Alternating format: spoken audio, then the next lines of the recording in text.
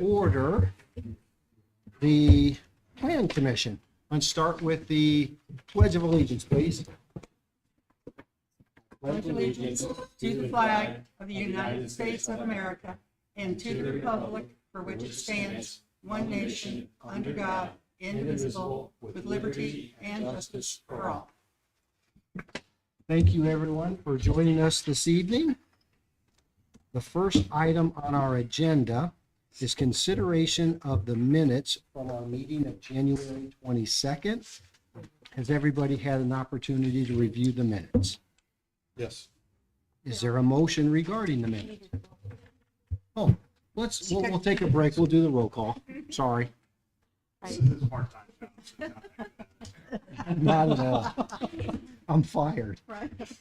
Ron Wally, absent. Nancy Owens. Here. Chris Bernamont. Here. Johnny Meyer. Here. Brian Hartley. Here. Chad Mullinder. Here. Now you. Okay. Do we have a motion regarding the minutes from our January 22nd meeting? I'll make a motion to approve the minutes from our January 22nd meeting. I'll second the motion. It's been moved and seconded. Is there any discussion regarding the minutes?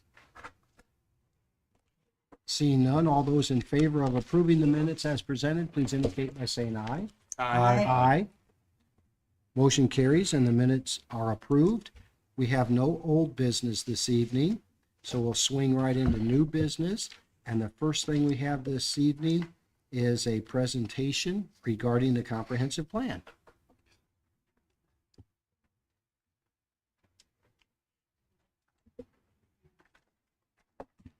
Okay.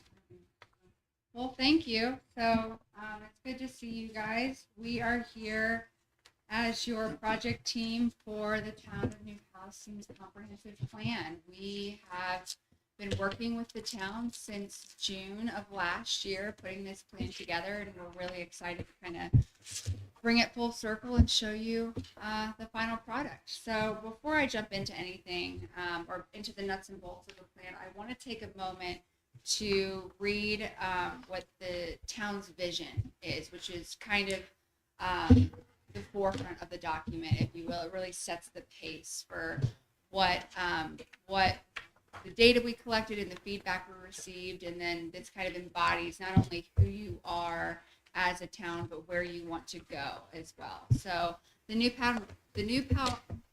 Palestine vision to embrace growth while preserving the safe, small town character and identity that make our community truly special. We strive to foster a historic and welcoming environment that encourages residents of all ages and backgrounds to live, work, and play here.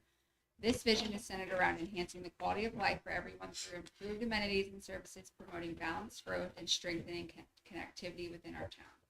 There's a lot of buzzwords in there that you'll see quite often throughout the plan, and that's pretty intentional because of the people we interacted with, the events we attended, the community survey.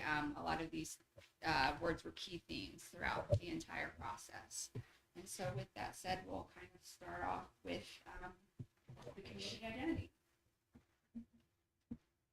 So one of our first experiences was going to the Summerfest, and I really enjoyed the car show, so we had to display that loud and proud here. So the community profile in a comprehensive master plan, I think when our team was introducing ourselves to town council and to you all, I kind of introduced myself as the data nerd. And I wear that proudly because data tells you a lot about a scenario, and in this case, from a community profile, we pulled from it a lot of data sources. Not only your own demographic studies, your previous demographic studies, the county's information, available information on U.S. Census Bureau. We also pulled from proprietary softwares like Esri and Lightcast, which sort of does that deep dive into spending habits of your community and things a little maybe Big Brother-ish, but it gives us a lot of good information and allows us to sort of snap the chalk line on the profile of your community. So we include, of course, the population dynamics. We know that New Pal is a growing community. We looked from in previous looking at trend analysis and pulled the data from the 2024 assumptive data from U.S. Census Bureau that shows you have just over 3,000 residents, 3,100, which is a 13% increase from 2020. We show that that trend is going to continue to grow with planned residential developments, and the 2029 population data does not currently include that, but we want to make sure we included it in the slide deck that kind of show your population growth, because as we look through that also helped us inform some of the questions we included on our survey, which we'll go over here shortly.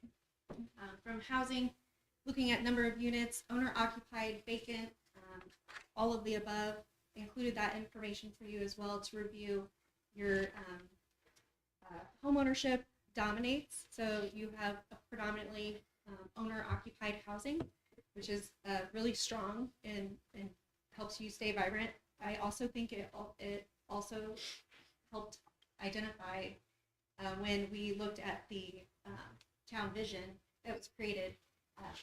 We talk a lot about keeping that small town charm, and that's because you have a lot of owner occupied housing, you have a lot of long-term residents, and you have an influx of new residents coming in. Looking at income and employment, you guys have above the national average, also I think above Indiana average on household income. We looked at over 40% of households in New Cal earn over $100,000 or more annually. And then we look at labor force as well. We pull those demographics. We want to understand where people live, where they work, if the labor shed, if they're coming into New Cal, if they're leaving New Cal for work, so we can understand the economic impact of your residents on the community. We know that you have just over 107 businesses, and they employ almost 1,000 residents. We also look at educational attainment. That we also look at crime reports, infrastructure development, things like that. So we wanted to make sure we captured for you the educational attainment from your FAFSA completion rates, looking at post-graduation outcomes, understanding sort of the education makeup of your residents, but also of your employers and what that looks like for your community. Community engagement, we see pictures, my favorite.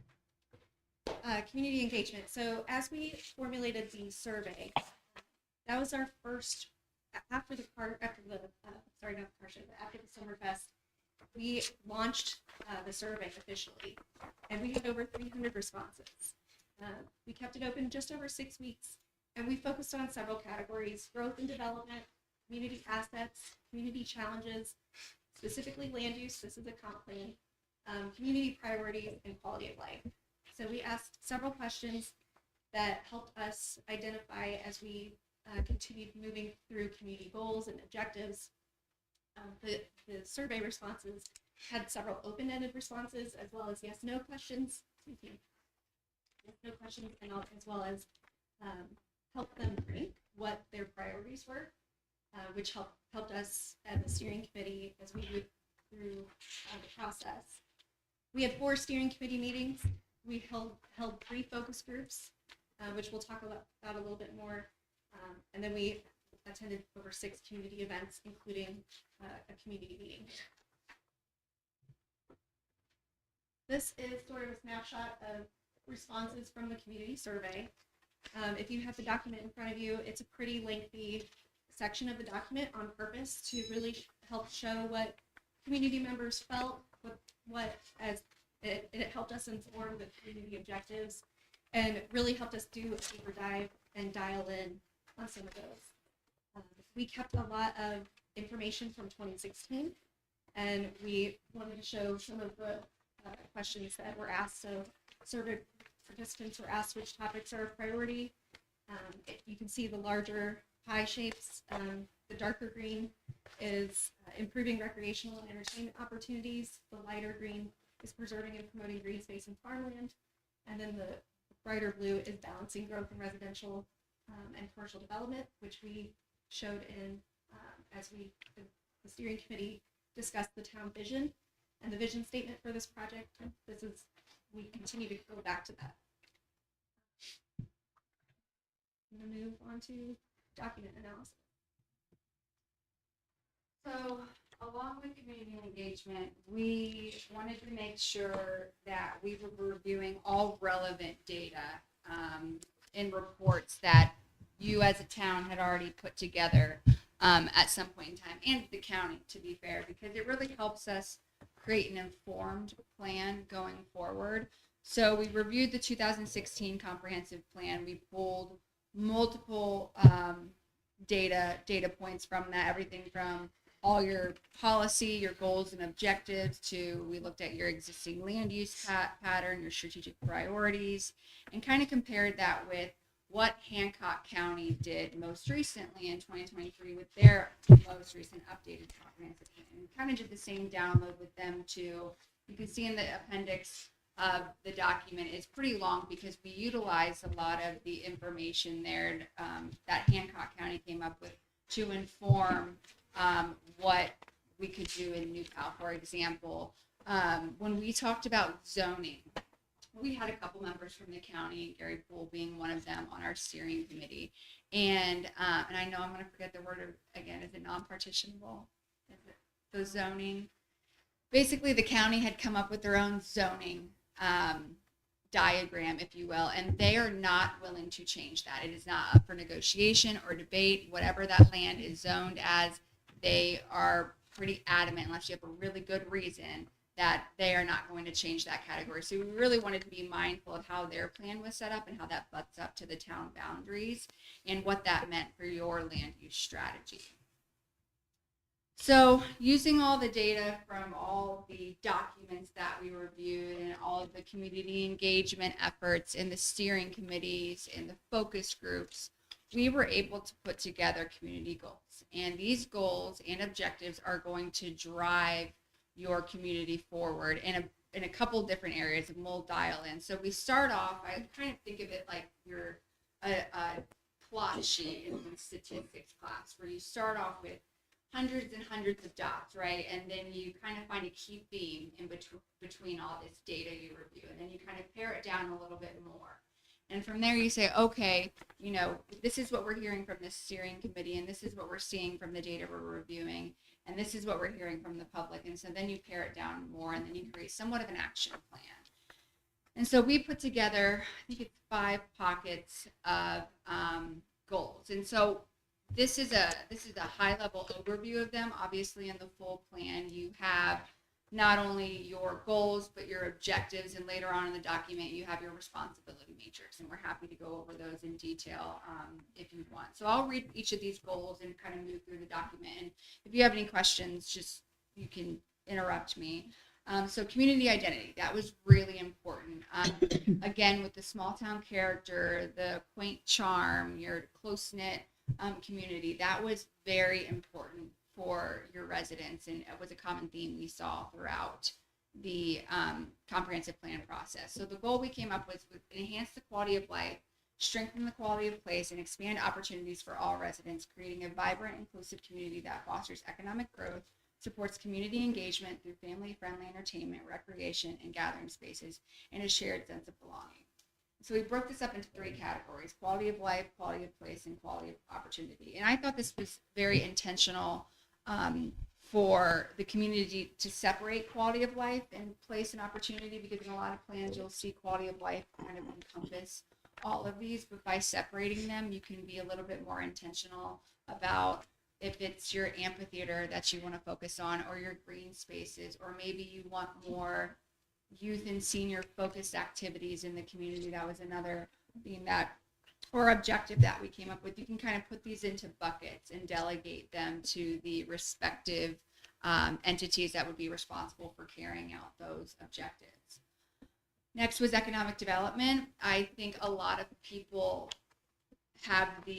may have the impression that you can't keep the words rural, quaint, and growth in the same sentence, and I would argue that you can if you are intentional about it. And so that's another bucket that we wanted to make sure we highlight, so that when you do move forward with your growth, that you are strategic about it and that you are keeping your core values at its core. So the goal we came up with was to foster balanced and sustainable economic development that supports both residential and commercial growth, enhances the quality of life, and positions New Palestine as a thriving destination for businesses, residents, and visitors while maintaining its small town charm and addressing future growth challenges.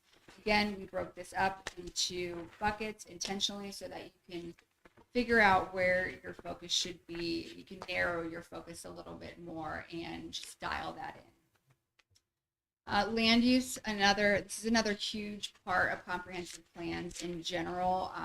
It kind of sets the foundation for how you grow and where you will grow in your community.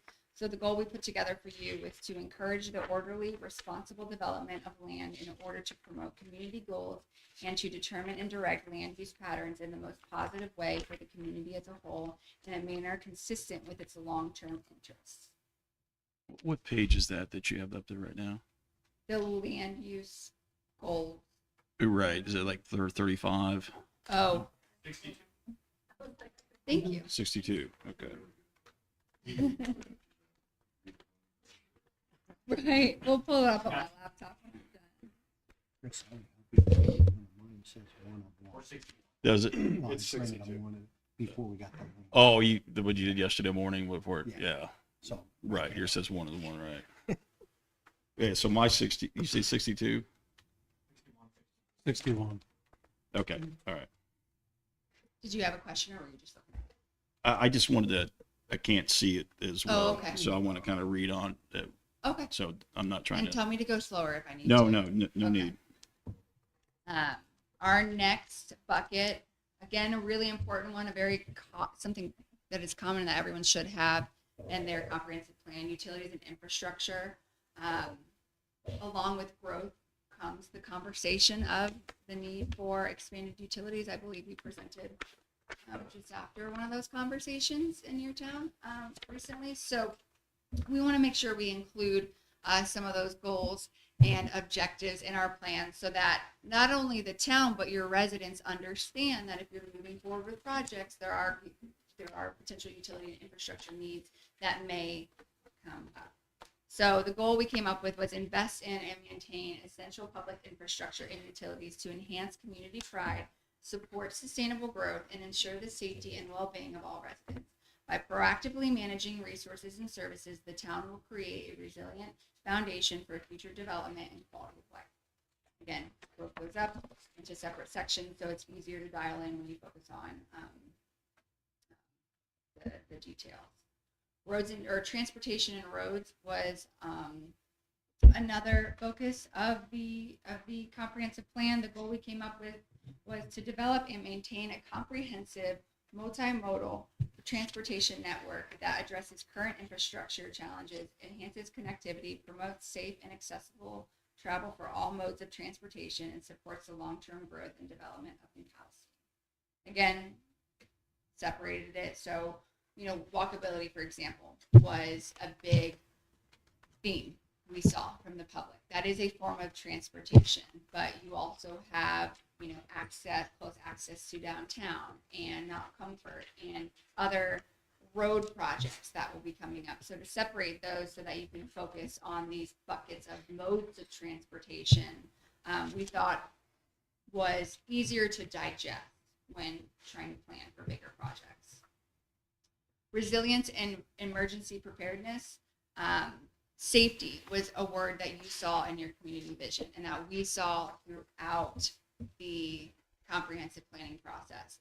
Residents are really proud that they live in a safe town and they want to keep it safe no matter what kind of growth that they see. So we thought it was important to put this in its own category as well. So the goal is to strengthen the town's public safety and community resilience by enhancing emergency preparedness, supporting public safety agencies, school officials, and fostering economic resiliency. Through proactive planning and coordination, ensure that residents, businesses, and anchor institutions are equipped to mitigate, recover from, and adapt to disruptions, whether natural, social, or economic. And with that, we'll move into the land. Unless anybody has any questions, we'll move into some of our land use and growth strategies.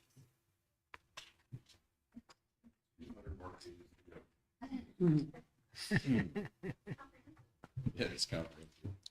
Yeah, I might, Brett Bracelet, context, I might take just a second to thank the steering committee.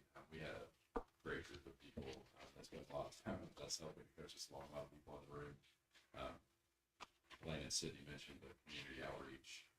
I think we were really struck by how friendly, how outgoing, how vocal and cooperative your town is about just making sure that the right voices were heard. I'm not telling you everyone liked the same thing. What I'm saying is they were really nice to embrace us, very professional. I think that was really something. So it's a testament to the quality of the university. I think that's great. So from a land use standpoint, there's a couple things we'll focus on just from a framework standpoint. The 2016 plan, I think it served you relatively well, and kind of hearing from the steering committee, Jim, and the rest of the folks about how it was being utilized to inform growth. I think what we heard maybe loud and clear was the quality of the development needs to be higher, the character of that development needs to be stronger, and the scale of it needs to match that small town charm that you're looking for. So those are all things that the current plan really does embrace and emphasize and leans into. I think that's really important to have feedback to tie those things together. Can you summarize those three things again? Yeah. I'll go back and do that. So I don't need any notes. So I do that. So, so the character, so the small town character and charm, the scale matching, and then just simply the quality of that development. And that's the character and the decisions around the reality. Okay. Thank you. I honestly don't know that we heard anyone come to us and not echo those points. What I did write down is we heard, I think, very loudly and very clearly from the community that they're anxious for good development as a whole.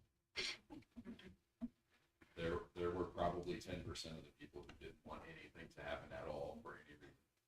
I would tell you that the 90% that realized development will occur simply emphasized over and over and over again to us that the quality needs to be high, and that we need to avoid just a sprawling metropolis of development happening in lots of places.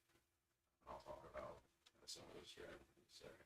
So the three buckets that are on the screen now, I'm not going to read this to you, are really smart growth and infrastructure alignment, making sure that those are together. The big point I would make to you there is growth in every community, yours included. Growth will follow utility availability. That's just a fact. There's no two ways about that. So where you have both the territory to expand utilities and where you choose to expand utilities will be where that happens. So what we've done in working with the steering committee, the real estate group, breakout is gone and looked at those maps to where development is most likely to happen, whether that be in a village center environment, whether that be around things that Hancock Health is doing, those epicenters of where investment and reinvestment are happening, or where the utilities are most readily available, and that will be where development is most likely to happen. The second, Sydney mentioned this balanced residential and commercial expansion, so you want to make sure you're thinking of both of those together. And then walkability, green space, and mixed use development. Really, really important. I think if there was, on my side from a land use perspective, if there was one comment that I heard the most, it was trails, greenways, and walkability. People want to have an interconnected. The map that's on the screen is also in your book. This was existing land use at the beginning of this plan. So you can tell the yellow with residential is that's the predominant use. Commercial is in red. Special uses, including schools and parks and green spaces in green. You'll see a map in a second that kind of dives in the future land use that we're suggesting. I'm not going to go into this at nearly the detail of the document. That's right. I have 201 pages in front of me, of course. What I want to focus on for just a moment is the table that's on the upper left, so the legend of this map. So Sydney mentioned this before. The county invested in a very dynamic and robust plan. Had a lot of community engagement. One of the things that they did is they very intentionally broke down into digestible categories that I'll mention to you: conservation and open space, institutional, planned neighborhood, commercial, mixed-use corridors, village center, regional centers. They had 4 that don't apply. What you see happen in our county and in other counties often is the nomenclature, the terminology that the county uses for zoning or land use don't look or feel at all like what their towns use. And that was what we started with, right? There wasn't harmony in the 2016 plan and the old. So in working with the steering committee, we made a very intentional decision to say, let's harmonize those. Let's make sure there's synchronicity between those. It does not mean you have to accept the same development that county would. It just means that when a development is approaching the town to have a conversation, there is consistency in what they see on both sides of the line. There's consistency in the definition of what a particular development is. We think that will serve you very, very well in making sure you're making good decisions and that you're communicating well with potential developers. As you see some of the color codings happen, I'm going to go to the south and to the southwest in a couple of comments here. I mentioned utilities a moment ago, where we think that's most likely to happen is you're likely to see kind of in this darker color some commercial opportunities. Purple is where Hancock Health and the campus is there today. You're going to see some opportunity for commercial and mixed use happening. You're then likely also to see some spin-off from that with some planned neighborhood development. Now, I think our suggestion as a team would be to really lean into choices about density. And I'm not saying put 100 lots on an acre. I'm suggesting to you that you want to balance the cost for investing into infrastructure with the return on investment that comes with that.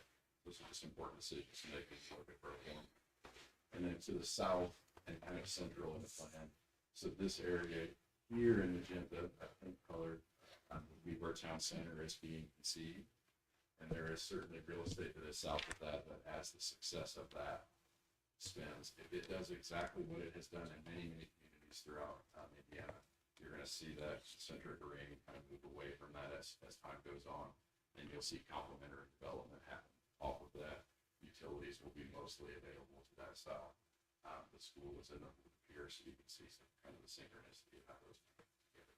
I'm sorry, did you say this is the 2016 plan or the current This is proposed? the future land use. This is the recommended. future Okay, land use. okay. Recommended. So the pink is, what is that pink? It's a village center. Okay, so it extends quite a far down there. I didn't realize we were thinking about that much. We are, that I think is talking about just future. And it's Future growth.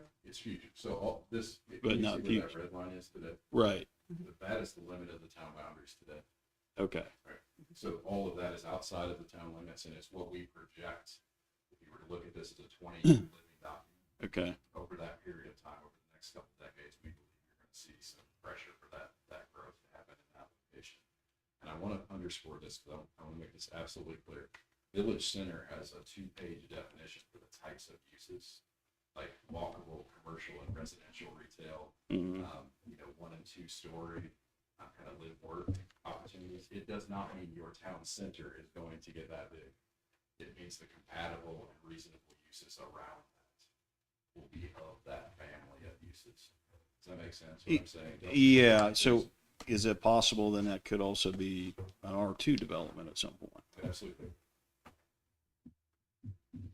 The residential is a compatible use inside of that. It's really Okay. just making sure that you match the scale of what is happening in the space.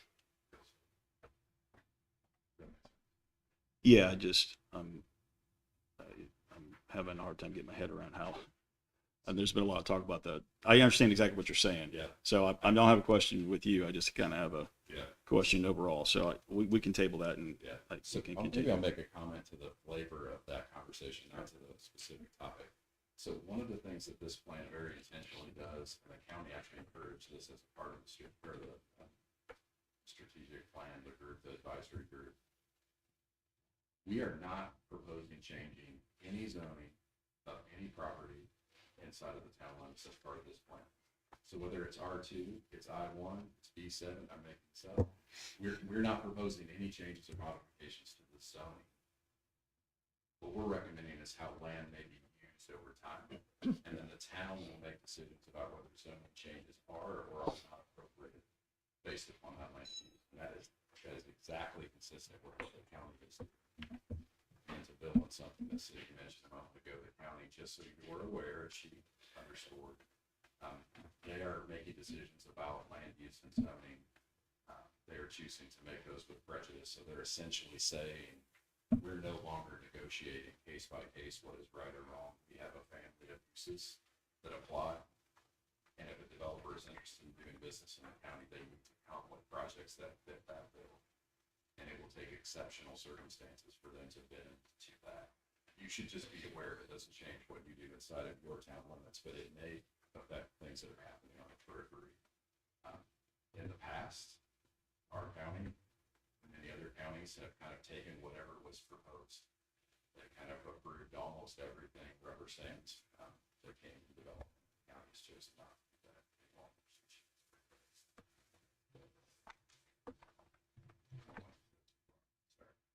Are there questions that you all have about the land use and the strategies related to that? I just one other question while we're at this. We're looking at that map. I see the green through there.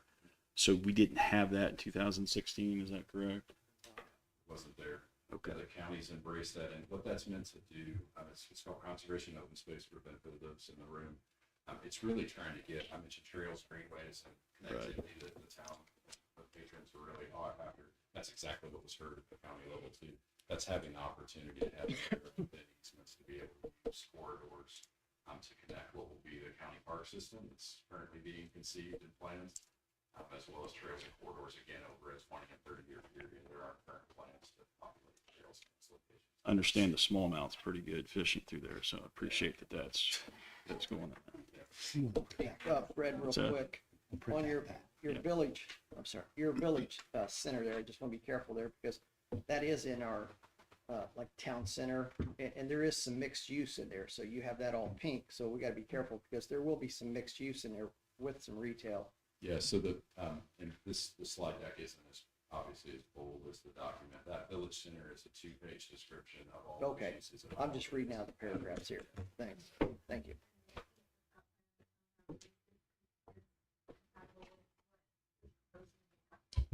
Yeah, thank you. So Lena's point, if you didn't hear that, is we, as an appendix, we've included the county's plan. So Yeah, so this that's, yeah. line, this aligns with what their vision was. Oh, okay. Really good questions. Pass it back to you. Thank you. So, given you approved this document and then eventually adopted on the 19th, so what do you do from there, right? And going back to when we were doing our interview, something that we highlighted as our team was that we wanted to ensure that this was not a boilerplate project. This was not something that was going to sit and collect dust. You've heard me say it in the interview, so it really is kind of bringing full circle. This team was chosen very intentionally. We all have pretty different backgrounds. We utilize our individual skill sets to create a really unique plan that speaks to who you are as a community. And that's something we're really proud of, and I hope that is reflected in the document. And so I'll read to you this paragraph, and then I'll go over kind of the next steps and how we envision you utilizing this document. So with the new Palestine Comprehensive Plan in place, the focus now shifts to implementation and community collaboration. Town officials, local leaders, and stakeholders will work to prioritize key initiatives, secure funding, and refine policies that align with the plan's vision. Ongoing public engagement will remain essential, ensuring that growth remains intentional, balanced, and reflective of community values.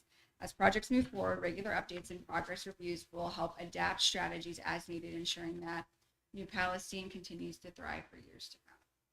So this is kind of where we get into the responsibility matrix of your comprehensive plans. This isn't something that is meant to be tackle one box in one bucket and then move on to the next. This is something that theoretically you can delegate some of these tasks to, whether it's the council or the plan commission or a civic organization like or the Chamber of Commerce or Main Street or the EDC. You know, each of these goals and objectives has a responsible entity to take care of them. So one example first one is policy updates. I would say these are the easiest to do. A lot of the times you have to do these policy updates before you do other, or before you accomplish other objectives. So for example, housing, types of housing was a large conversation, both with us in the community and us with the steering committee.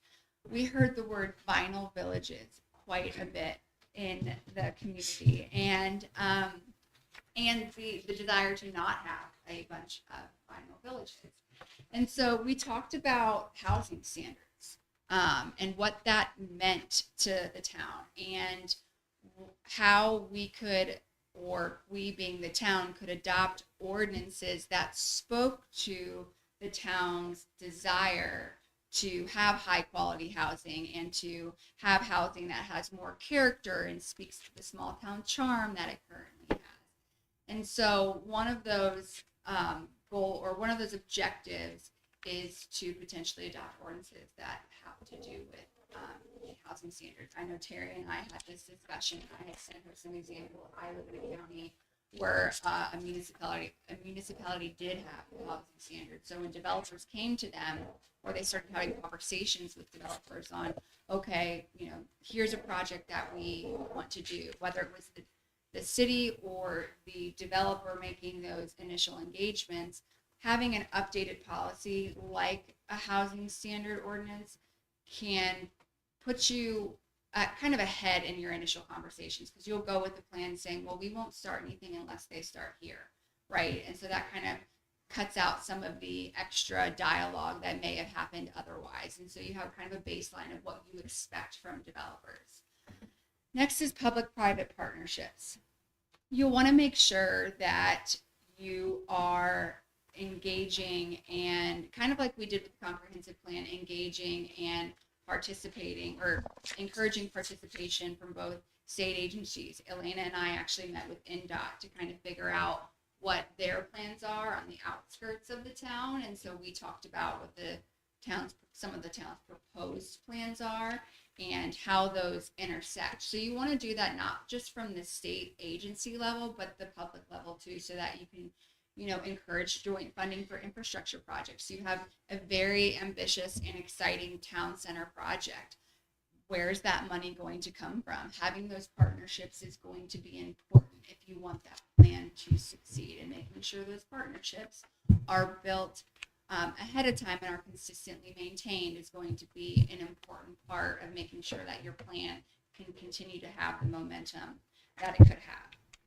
Ongoing review and refinement, making sure that you continue to keep the public involved. I think you guys do that already. We've been able to see that over the last 6 or 7 months of working with you, but making sure that when you are tackling a goal or objective, that you are including the public in that. You are making sure that it coincides with your land use strategy, and if it doesn't, how do you navigate that? You can update your comprehensive plan. We like to say it's a living document, so this can consistently be updated as there are economic, social, political changes within your community. So we want to make sure that you are staying up to date and regularly keeping track of some of those measurable outcomes that we laid out for you. And to cap it off is community-wide collaboration. I kind of already spoke about this, but making sure that you are building partnerships and sustaining your partnerships throughout all layers of the public and private and nonprofit sector. So in keeping your Chamber of Commerce engaged, not only working with your elected officials here, but trying to collaborate with your county commissioners and your county councils, and what projects you might be able to partner on together. I know we talked about, is it the Penzi Trail? Gary Poole that's his baby right now. We made sure to let us know that, right? He is Engineer of the Year. My client gave him that award, actually. And so, but partnering on something like that, and funding can come along with that. Next Level Trails, given that our new governor wants to continue a program like that, there's opportunities for funding for efforts like that you can really partner with on the county, so you don't have to do everything alone. You don't have to recreate the wheel either. My dad actually had a conversation with me over the weekend at lunch that he told me as a kid I would always want to recreate the wheel because I felt like I had to do it myself and I was stubborn. And he said, I was just trying to teach you that you didn't need to recreate the wheel and that you could make it your own with utilizing the basic principles that we taught you. And I kind of liken it to something like this. You don't have to start from scratch and do everything new, but there are some best practices you can follow and some basic principles, and then you can learn how to build and make that your own from there. So with that said, I just want to reiterate our team's gratitude towards you. Speaking to our different backgrounds, it's not every day we get to work with elected officials who are so engaged and energized and get along and care about what the public says. That's just the reality of our political environment right now in all of our areas of work. And it was really refreshing to see. It made our job a whole heck of a lot easier. And I truly believe that because of that, this plan is truly reflective of who you are as a community and is something that you will be able to work from and be proud of. I know that. So Thank you. Any questions, comments? yeah, we can start taking questions and kind of up to you guys. Yeah, I've got a number of questions. One of the things that I saw in a previous comprehensive plan, this was actually the one prior to 2016, it had language in there for, and I believe it's under smarter, I think it would fit best here on page 89 under smarter, more compatible growth. Language regarding to new subdivisions should match existing adjacent subdivisions in regard to architectural requirements. I think that's consistent with the three things that the gentleman mentioned, the three themes about requirements and matching, scaling, etc. So I think that type of language, and I didn't see that anywhere in here, and I think that kind of specific language would be very helpful to us as a plan commission going forward. Unless the adjoining subdivisions are poor, we wouldn't want a new one to match one that if we didn't like it. But one thing that I heard is, housing quality standards Right. could address that moving forward. Because we do have a couple developments that occurred outside of town limits that standard would not have been approved if it were in town limits. So that's why when I say Right. you want adjoining subdivisions to match unless you don't. Well, I was going to say, Bill, so if you had a brick subdivision, you match the next one brick. That means the next one's Absolutely. brick, that means the next one's brick, Right. that means the next one's brick, that means the next one. How do you break that cycle? I'm just saying, because you take between Cedar Creek and Sunrise, those are two different, there's a farm style and there's the old, the brick. So I think you have to be careful in that language and what you allow, because you cannot keep the same, you just can't do it. Right. Well, and again, I think it's to the extent that you can. Yeah. It's a good goal until you want to say, well, the one that you're going next to, we didn't approve, and here's what we would approve. So you can't match what's next to you because we expect better. Yeah, I mean, the language that I propose here is, we can certainly wordsmith this. I brought copies for everybody when to pass it down. Sure. What I've circled there. It's just that. it's Sydney, the when fir- will you want some changes? Like Yvonne has some, we've got some, just things need to be changed. Well, so we present to you on the 19th of February. Well, given that you approved it today. Well, can we do the edits after? Would we have to know the edits so they can approve them with the edits? We can possibly recommend those changes. Yeah, that would be, Well, I guess I would rather see some of this language more well, clearly. some of them are the incorporated dates on the incorporation of the town, some of those things. Your page 9, the facts are wrong. Most of them are incorrect. Okay. So facts probably gotta be right.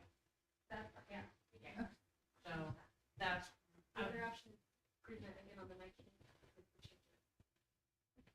Would we need to push back to another council meeting then? We had to push back to another council meeting. To you guys. Yeah. Yeah, I mean, I think as important as this comp plan is, and some of these details are, and overall, I think this is a great plan.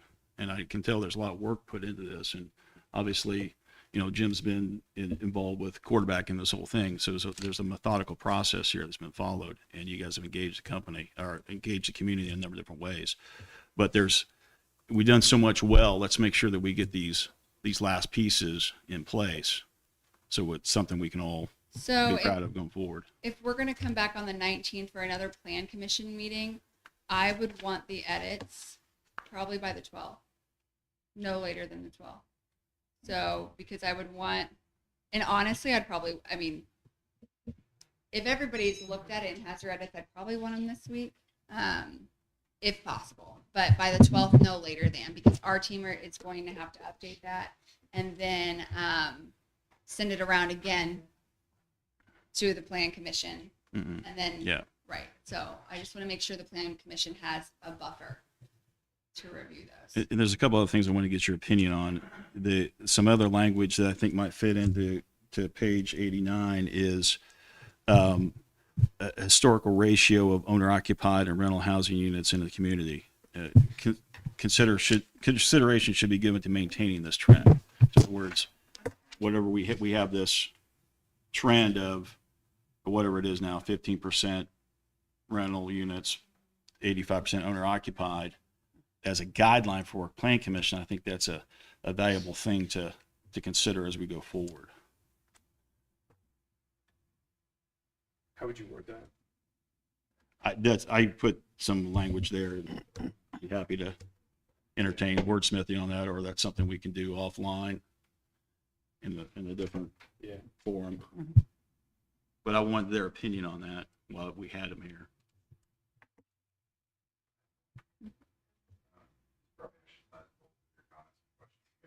Tool in the toolbox that most communities use right now, as opposed to not architect last comment about the consistency development, is really setting a new architectural design guideline.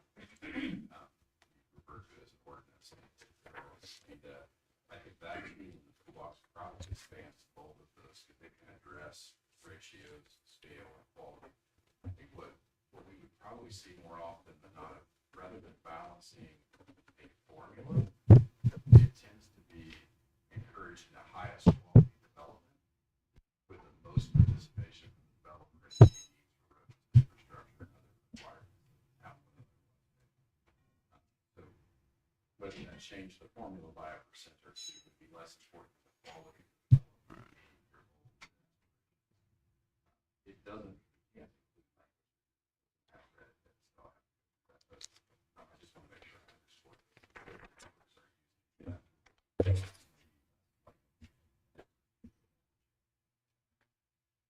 And to compound on that, that's exactly what Gary Cole said in our last training.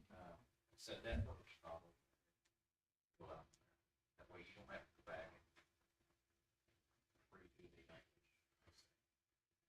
I think maybe if I can build even on that, I think what Gary expressed is what the phenomenon that happens is when they put formulas in an ordinance, they get developers coming to them arguing formulas and not arguing quality and character.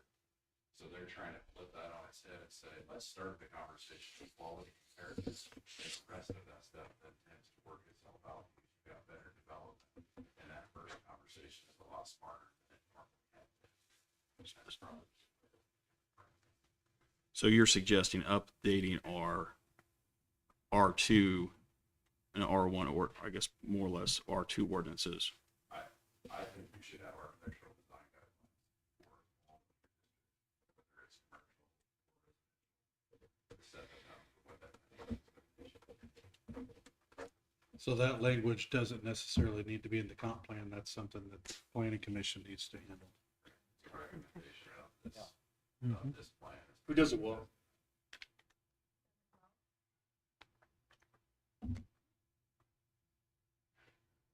Who does that well? Consultants wise, No, the Just communities wise. Mhm. Because to Sydney's point, I don't want to reinvent the wheel. I want to take somebody else's wheel that they put a lot of work into this far. Yeah. Cheaper that way. But I think there are a lot. think Fishers is who I sent. I mean, I know everybody gets freaked out when they think I'm from Hamilton County, but I mean, Fishers is the architectural standards that Council also Mhm. has an architectural review board, and Yeah. they have architectural standards that they went through the ringer with Baggy to make sure that they don't, get sued by Baggy for elevating standards beyond, price point availability, so. Yeah, they've done a really good job. We sent several examples of the architectural standards to the community. We talked about our official review board for a second. Yeah. So there are times when planning commissions will set up a board to be an additional buffer before it's released. And there's a committee, an architectural review board that you have to get through before it's even worth your time to listen. Not everyone does that. It's not a requirement to do that. It's really you deciding how many hurdles you want them to have cleared before it is really on your plate to make a decision. So an architectural design guideline would be what that board would enforce or Would be the starting point. right. Yeah. And I this like is the what's idea of it. required. Right. And a developer would have to request a variance if, for instance, there were like 3-side masonry, but one side of the community backs up to an industrial area, that has to be mason now. Things of that nature would go through that committee. I have one last thing I want to ask you guys about. I know Bill wants to wrap this up, but one of the things that's hurt us in the last 3 or 4 years is we had a developer come in and build 240 homes, and things led to another. In the last 60, they sold to a corporate landlord, a Wall Street landlord, and I would like us to consider some kind of language in a comp plan to help mitigate that. I would be interested in your. Yeah, there's actually a bill, right? I think Fishers had a similar situation where they had a lot of, it's starting in the house. it's starting. So, Yes, I know. Yes, I have like the author on the tip of my tongue, but should go through government reform. yeah,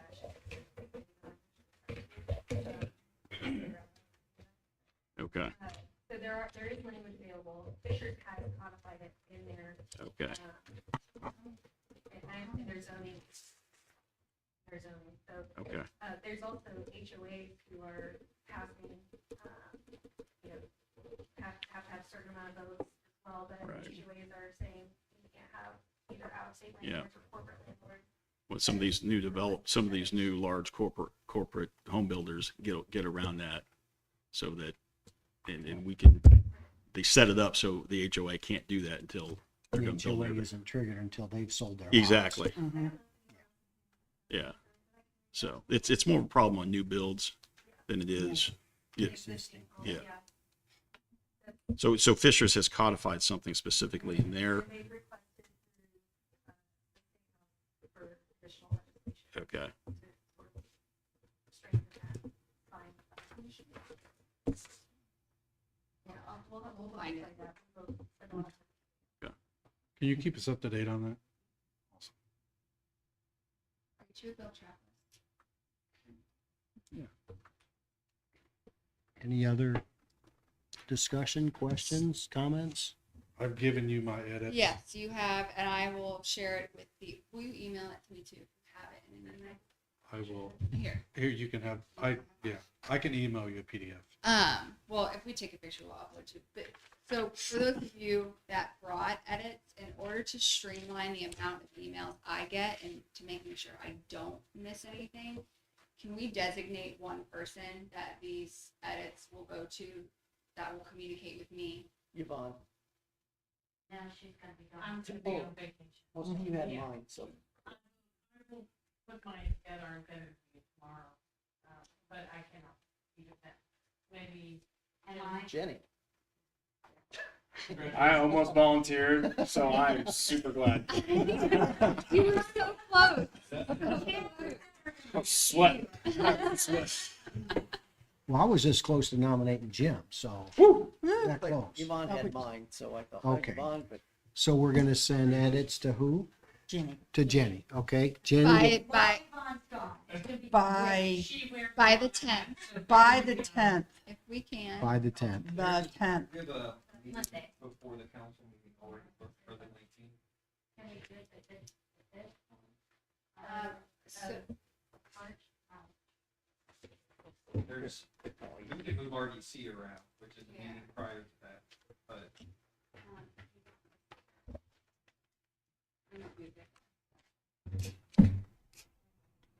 okay, I'll work on it.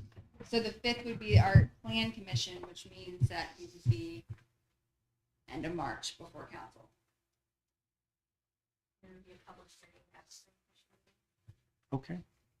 I think that's this would be planned and then it'd be on the council agenda for the 19th. the following, yeah. Okay. So you still need the comments by the 10th Yeah, Mm-hmm. okay. I would like Into business? 5 o'clock. Well, you gotta run it back, so like Jenny's gotta have them by end of business. that. On Right. Sunday?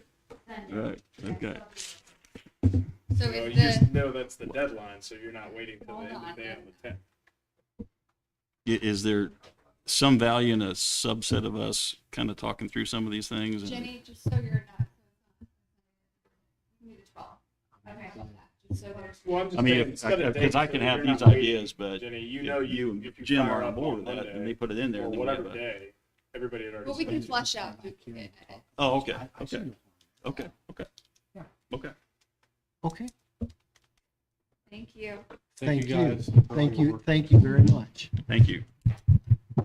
And we'll go pretty quickly. The next item on our agenda, we need to correct the dates from our, at the last meeting, we had agreed upon some dates for future meetings, and it just so happens that those dates were incorrect. So on our agenda for this evening are corrected dates for future meetings. And those proposed dates are April 16th, July 16th, and October 15th. Do we have a motion to correct the dates for future meetings? I make a motion, we correct, future meetings of April 16th, July 16th, and October 15th. I'll second. 6 p.m. All at 6 p.m. Okay, any discussion? All those in favor of correcting future meeting dates, please indicate by saying aye. Aye. Aye. Opposed? Motion passes, and we only need one remaining motion this evening, and that is to adjourn. I'll make a motion to adjourn. I'll second that Bill, motion. real quick, I did not put Eric's name because he was absent, and he was absent last time. So Eric Croft is not here. I just want to make sure that's on. the minutes. Yeah, we'll show that in the minutes, certainly. Okay. So it's been moved and seconded. All those in favor of adjourning, please indicate by saying aye. Aye. Aye. We are adjourned.